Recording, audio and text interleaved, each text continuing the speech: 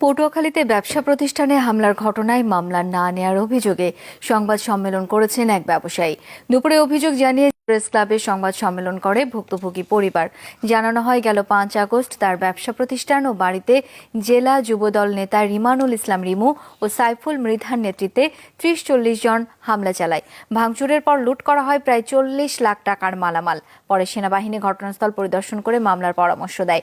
আদালতে 2টি মামলা করে ভুক্তভোগী। এরপর আদালত 24 ঘন্টার মধ্যে থানায় মামলা নেয়ার নির্দেশ দিলেও এখনো মামলা নেয়নি সদর থানার ওসি।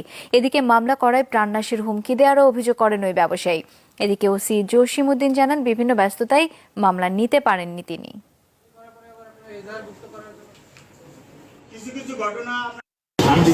আমার বিভিন্ন কোম্পানির ডিস্ট্রিবিউটারের গোডাউন এর ঘর ভাঙচুর করে এবং আমার মাকে মারধর করে, রক্তাক্ত জখম করে ও মায়ের হাত পিটে ভাঙিয়ে ফেলে। মায়ের বাড়ি দিয়ে তারপর আমার ঘর ভাঙছে। এমন অবস্থা আমরা খুব ভয়ভীতিতে আছি আর কি। আমাদের ওই যে বাসার সামনে যদি আমরা নামি তাও আমাদের ভয় লাগে যে কত কোন